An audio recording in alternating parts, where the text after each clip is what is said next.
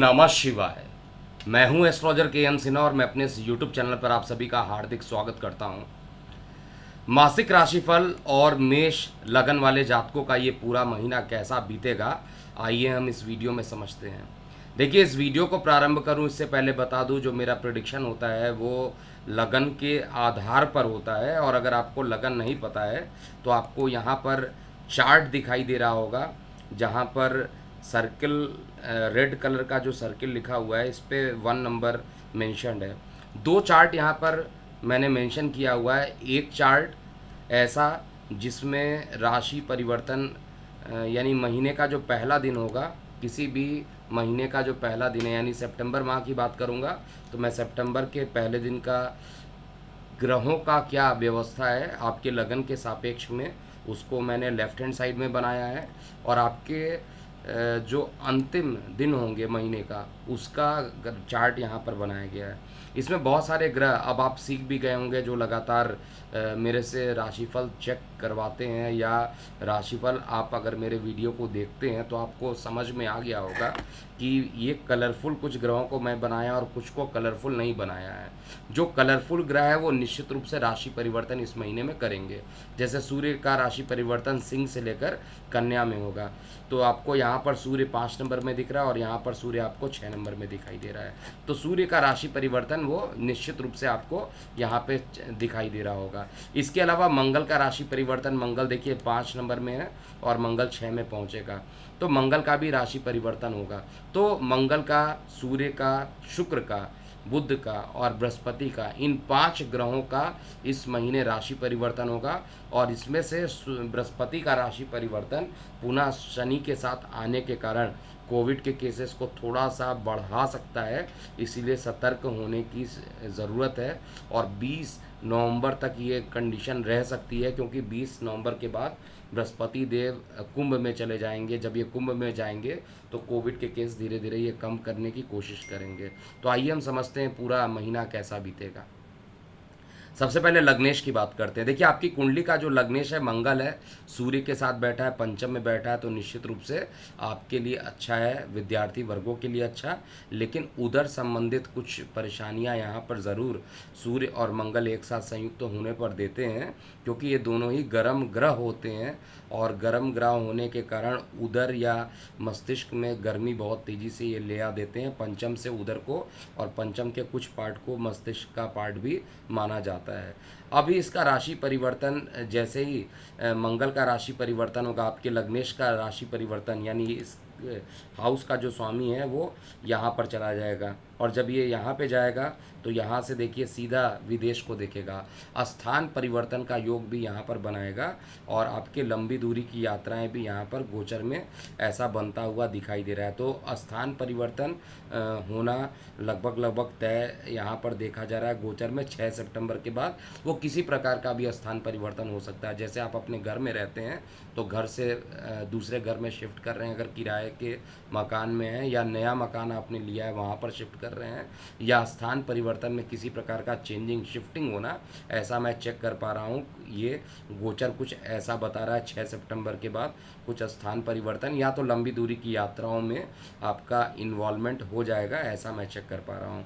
नीचे सब टाइटल्स में आपको इंग्लिश में भी लिखा गया है, क्योंकि कई बार इंग्लिश के जो, यानी साउथ इंडियन जो लोग होते हैं जिनको हिंदी बहुत ज़्यादा अच्छी नहीं आती, वो इंग्लिश में पूछते हैं। तो इस बार से मैंने राशिफल रिपोर्ट में आपको इंग्लिश में भी नीचे लाइन स्क्रॉल करता हुआ दिखाई देगा, आप वहाँ पर चेक कर सकते हैं। तो बेसिकली होगा क्या इस समय, मंगल का राशि परिवर्तन आपके लिए अभी तो 6 सितंबर तक अच्छा है, उसके बाद थोड़ा स्थान परिवर्तन का योग बनाएगा। ये पहली बात निकल के सामने आ रही है। दूसरी बात जो निकल के सामने आ रही है, जैसे ही यहाँ पर देखिएगा 6 सितंबर को शुक्र का राशि परिवर्तन, 6 सितंबर को मंगल का, दोनों का राशि परिवर्तन एक साथ होगा। अर्थात जैसे ही मंगल यहाँ पर पहुँचेगा वैसे ही ये जो आपको शुक्र दिख रहा है वो अपने घर में चला जाएगा और मालव्य नाम का पंच महापुरुष योग बना देगा। अब ये शुक्र का सप्तम स्थान पर बैठना, एक तो अपने कारक भाव में बैठना, कारक भाव में बैठने के कारण ये एक अच्छा परिणाम देगा।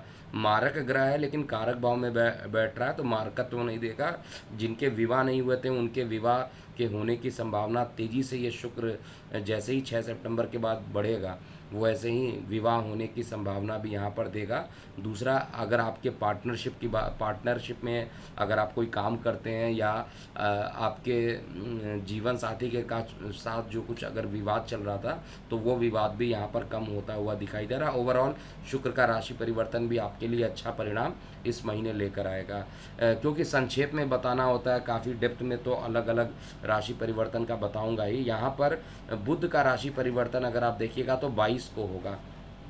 बुध का राशि परिवर्तन, बुध और शुक्र जब दोनों साथ में बैठ जाएंगे तो आपके मान पद प्रतिष्ठा को ये बढ़ाने वाला होगा। और सबसे जो निगेटिव चीज़ अभी मुझे यहाँ पर दिखाई दे रही है, केतु का अष्टम में बैठा रहना। ये केतु अष्टम में बैठना जनरली पाइल्स की समस्या उत्पन्न करता है, जनरली पैतृक संपत्ति में परेशानी उत्पन्न करता है। और केतु का अष्टम में बैठना बहुत अच्छा इंडिकेशन नहीं दे रहा है। और गले से संबंधित भी प्रॉब्लम केतु ये दे रहा है। बार बार मैंने बताया हुआ है, मेष लगन वाले जातकों को गले से संबंधित परेशानियां उत्पन्न कर सकता है। हालांकि राहु जो द्वितीय स्थान पे बैठा है वो अच्छा परिणाम देगा।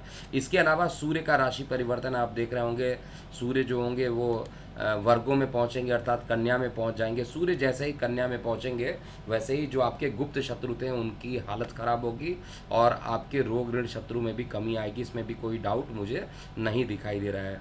जब भी हम प्रिडिक्शन करते हैं उसमें सारे ग्रहों का इन्वॉल्वमेंट एक साथ लेकर चेक करना ही सही होता है। केवल एक ग्रह के राशि परिवर्तन से कुछ बहुत ज़्यादा नहीं होगा। तो हर ग्रहों के राशि परिवर्तन का संक्षेप में प्रभाव आपको बताया गया है। इवन जो बृहस्पति देव है जैसे ही शनि के साथ जाएंगे, इनकम में जाकर बैठे हुए हैं और इनकम से निकल के ये दशम में चले जाएंगे। और दशम में ये जैसे जाएंगे अपनी पंचम दृष्टि से राहु को देखेंगे तो धन स्थान पर जो धन आने की स्पीड थी वो कम हो जाएगी। क्योंकि शनि के क्षेत्र में शनि के साथ बैठे हुए हैं इसलिए इनका प्रभाव कम हो जाएगा। पुनः स्कूल कॉलेज में जो एजुकेशन वाली जो फील्ड अभी खुल रही है 1 सितंबर से, ऐसा दिखाई दे रहा है कि ये 14 सितंबर को जैसे ही बृहस्पति का राशि परिवर्तन होगा उसके कुछ दिन के बाद 15 या 20 दिन के बाद आप मान के चलिए पुनः स्कूल शायद बंद हो जाए, ऐसा दिखाई दे रहा है गोचर में। क्योंकि बृहस्पति शनि की युति एक बार पुनः इस कोविड के आने की संभावना, जो थर्ड वेव की बात की गई थी उसमें शनि और बृहस्पति की युति होते दिखाई दे रही है और इस कारण से कोविड के केस थोड़े से बढ़ेंगे। अब संक्षेप में देखा जाए कि ये पूरा महीना आपका कैसा बीतेगा इन टर्म्स ऑफ आपके हेल्थ के लिए, आपके धन के लिए कैसा होगा, आपके कार्य क्षेत्र के लिए कैसा होगा, तो एक एक करके मैं यहाँ पर स्पीडोमीटर वाला जो कॉन्सेप्ट यूज़ करता हूँ उसी कॉन्सेप्ट में मैं आपको 1 बाय 1 यहाँ पर बताऊँगा। सबसे पहले देखिए, अगर मैं हेल्थ की बात करता हूँ तो हेल्थ का जो स्पीडोमीटर आ रहा है वो देखिए लगभग सामान्य आ रहा है। ये बहुत, आप ऐसा नहीं कह सकते हैं कि बहुत ख़राब है या बहुत अच्छे पोजीशन पर है, क्योंकि स्पीडोमीटर जो अभी आपका बता रहा है वो स्पीडोमीटर निश्चित रूप से बता रहा है कि एवरेज पोजीशन पर है।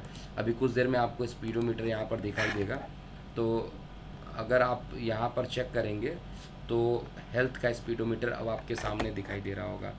हेल्थ का जो स्पीडोमीटर आपके पास दिखाई दे रहा है वो निश्चित रूप से ये बता रहा है कि थोड़ा हेल्थ में पहले के समय के रिस्पेक्ट में देखा जाए तो अब स्वास्थ्य में सुधार होगा। एकदम फ्लैट है, यानी स्वास्थ्य में बहुत ज़्यादा ख़राब भी नहीं कहूँगा, बहुत ज़्यादा अच्छा भी नहीं कहूँगा, एवरेज रिजल्ट देने वाला है। थोड़ा सा थकावट ज़रूर शरीर के अंदर हो सकता है क्योंकि आपका जो लग्नेश है द्वादश को देखने वाला है, तो थोड़ा थकावट यहाँ पर कर सकता है। धन के लिए देखा जाए तो 14 सितंबर से पहले पहले धन बहुत अच्छा आएगा, उसके बाद इसका फ्लो अचानक से रुक जाएगा। आप भी सोचिएगा कि अचानक से फ्लो क्यों रुक गया। तो यहाँ पर जब तक बृहस्पति देव बैठे हुए हैं एकादश स्थान पर तब तक तो कोई दिक्कत नहीं है। जैसे ये दशम में पहुँचेंगे नीच के होंगे, हालांकि शनिदेव इनका नीच भंग भी करेंगे, लेकिन फिर भी धन की जो आगमन की स्पीड थी वो थोड़ी सी कम हो जाएगी। तो ये ओवरऑल कहा जाए तो धन का जो संभावना इस महीने दिख रही है वो ठीक ठाक मुझे दिखाई दे रहा है। स्पीडोमीटर इनफैक्ट कहा जाए तो बहुत तेज़ी से आगे बढ़ा हुआ है। तो धन से संबंधित, क्योंकि आधा महीने तक तो धन अच्छा आएगा, इसलिए धन से संबंधित बहुत नकारात्मक चीज़ें मैं नहीं देख पा रहा हूँ। कार्य व्यवसाय जो सबसे इम्पोर्टेंट होता है, कार्य और व्यवसाय आपका कैसा चलेगा। तो स्पीडोमीटर में आप देख रहे होंगे कि स्पीडोमीटर फ्लैट से अच्छा, यानी कार्य व्यवसाय आपका अच्छा रहने वाला है।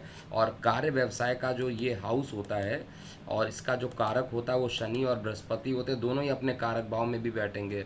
तो कार्य व्यवसाय में थोड़ा विलंब ज़रूर कराएंगे, शनिदेव विलंब के देवता माने जाते हैं, थोड़ा विलंब कराएंगे, लेकिन ओवरऑल कार्य और व्यवसाय में कुछ अच्छा परिणाम भी ये गोचर में देंगे। तो ये महीना जो रहेगा कार्य व्यवसाय के लिए भी उत्तम रहने वाला है। शिक्षा और विद्यार्थी वर्गों की बात करते हैं।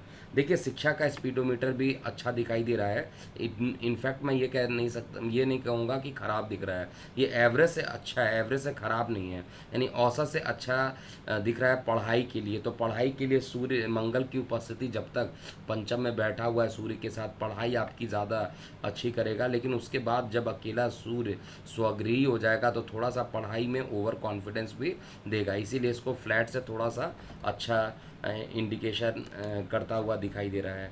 इसके बाद प्रेम प्रसंग इस महीने कैसा आपका चलेगा। तो प्रेम प्रसंग का स्पीडोमीटर आप देख रहे होंगे कि औसत से काफ़ी अच्छे जगह पे जा रहा है। तो प्रेम प्रसंग वैसे भी सुधरेगा, और मैंने बताया भी है, शुक्र जैसे ही सप्तम स्थान पर आएगा 6 सितंबर को, और बुध जैसे ही 22 सितंबर को आएगा, इसके बीच का जो टाइम रहेगा आपका प्रेम प्रसंग काफ़ी अच्छा होगा। और जब जैसे ही ये दोनों का एक एस्पेक्ट हो जाएंगे, दोनों एक दूसरे के साथ जब जुड़ जाएंगे, कंजुगेशन होगा, तो उस कंडीशन में प्रेम प्रसंग और तेज़ी से बढ़ेगा। यात्राओं के लिए मैंने स्पीडोमीटर नहीं दिया है, लेकिन यात्राओं का जो संबंध है वो द्वादश से ही देखा जाता है। तो यात्राएं 6 सितंबर के बाद ज़्यादा आती हुई दिखाई दे रही है। तो जाते जाते मैं एक बार बता दूं कि जो हैदराबाद का मेरा कंसल्टेशन बचा हुआ था, कोलकाता का, भुवनेश्वर का, गोरखपुर का, पटना का और लखनऊ का, इनके कंसल्टेशन के डेट अब आ चुके हैं, जो ऊपर आपको दिखाई दे रहे होंगे। तो जिनको अपने कंसल्टेशन बुक कराने हैं, हमारे वेबसाइट www.kundliexpert.com पर आज ही रजिस्टर करा लीजिए। और जिनको कस्टमाइज राशिफल चाहिए, ट्रायल जिन्होंने स्टार्ट करवाना है, फ्रेश ट्रायल 30 डेज़ का, वो अपने date of birth, time of birth, place of birth को हमारे व्हाट्सएप नंबर 9818318303 पर अभी भेज दें, जिससे कि आपका एक्टिवेशन जल्दी से जल्दी कर दिया जाए। अभी के लिए इतना ही। मैं हूं एस्ट्रोलॉजर के एम सिन्हा। ओम नमः शिवाय।